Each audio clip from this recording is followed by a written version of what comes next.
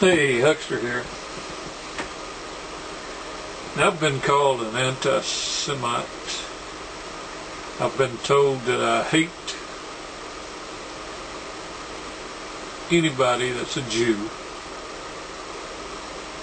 I've been told that I go against God's Word. None of these things are true. And the reason I've been called these things, said this about, is because of the Israeli-Palestinian conflict and my views on it. So what is the truth of the Israeli-Palestinian conflict? What's it all about? During the early 1900s, Britain began making promises that it would create an independent country for both Jews and Palestinian Arabs in Palestine. After the horrors of World War II, the world became sympathetic to the idea of a Jewish homeland in Palestine. What used to be Israel about 2,000 years ago was now the home of the Palestinians. The Arabs in Palestine also wanted freedom from British rule. So the newly formed United Nations voted to split Palestine in two, half for the Palestinians and half for the Jews.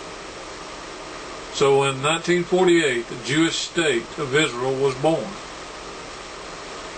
The next day, neighboring Arab countries declared war on Israel. Over the course of a year, about 750,000 Palestinians in the Six-Day War,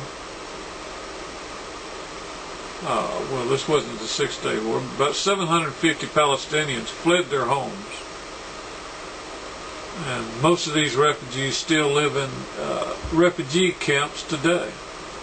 In 1967, Israel invaded and captured the Gaza Strip and the West Bank.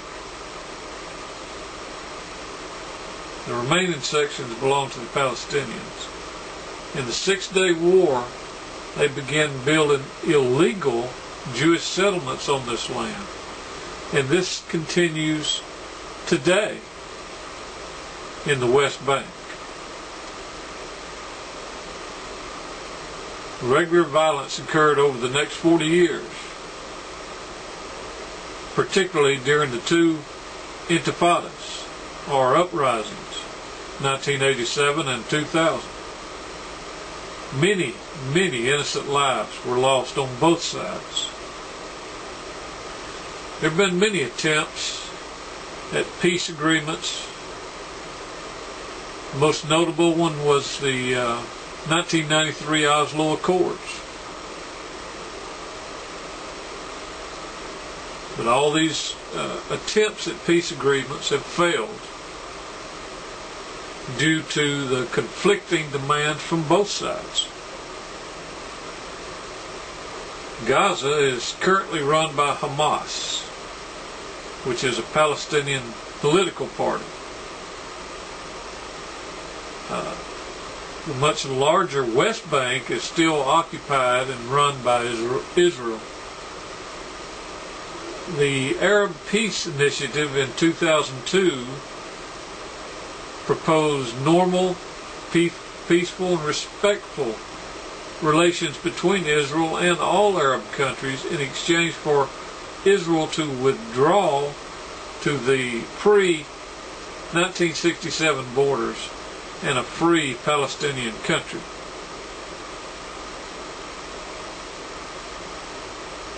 The world looks on this as the best option for a lasting peace. During World War I, Britain supported independence from Turkey for the Arab population of Palestine. They lived in that area for over 1,000 years. But to gain Jewish favor, Great Britain also supported the establishment of a Jewish homeland in Palestine.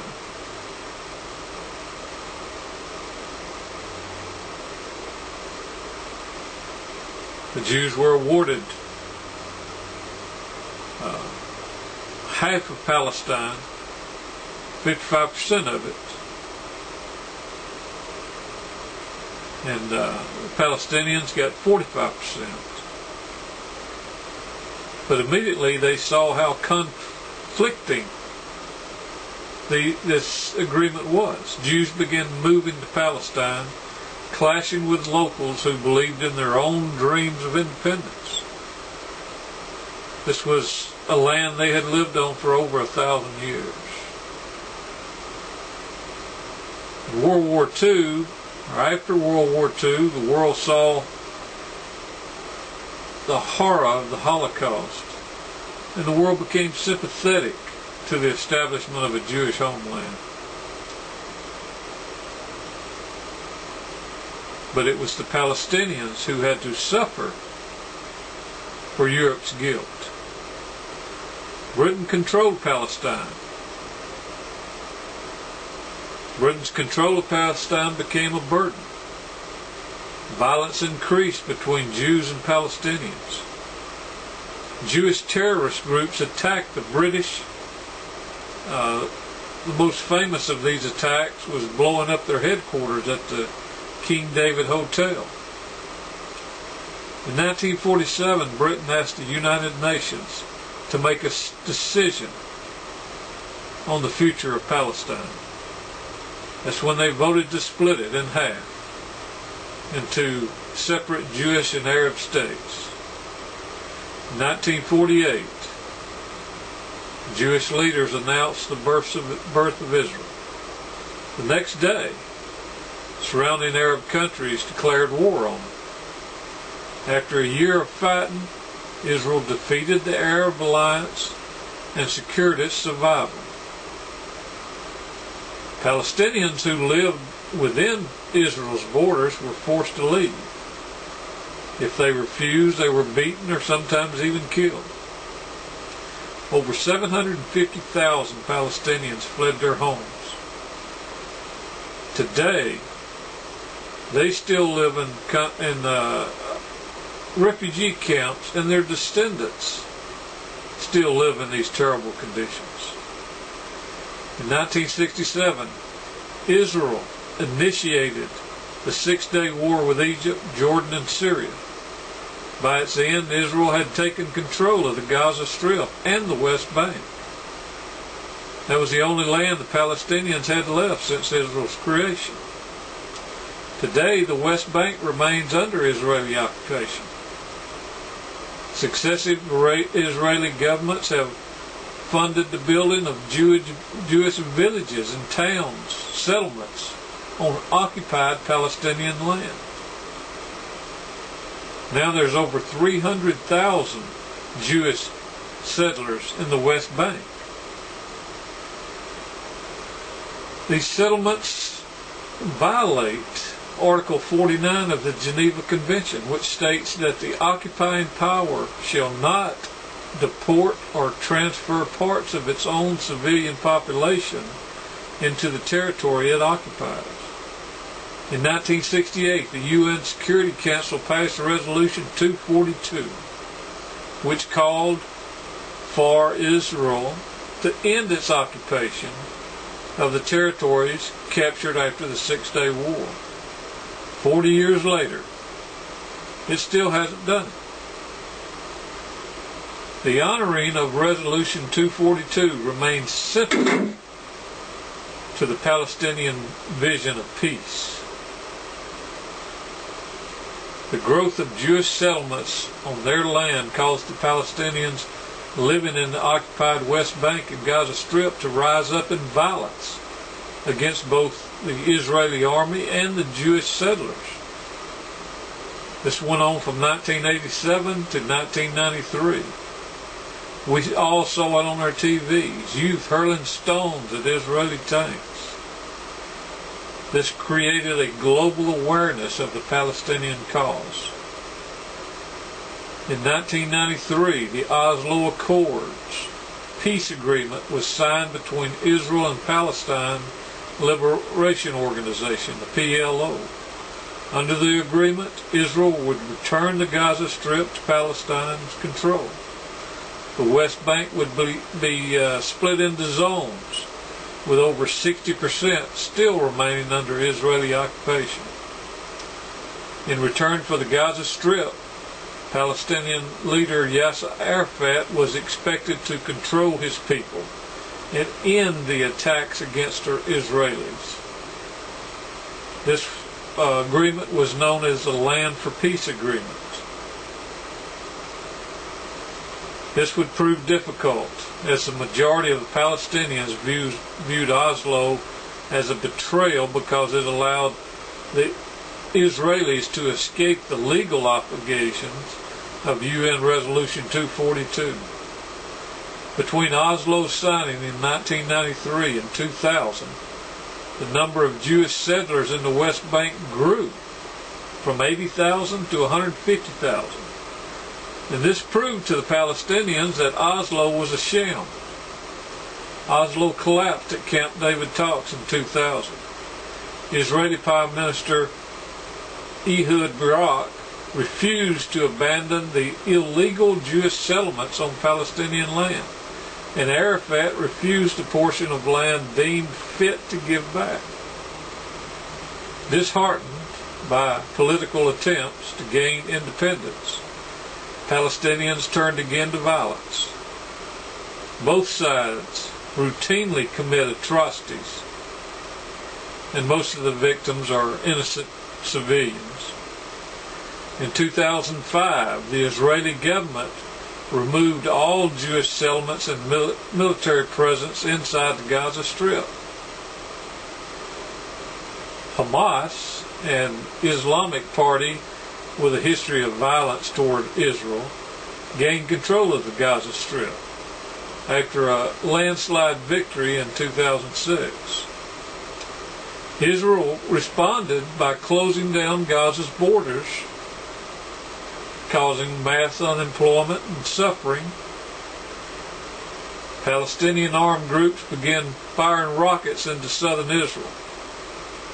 In December 2008, Israel responded by heavily bombing the Gaza Strip before invading on the ground.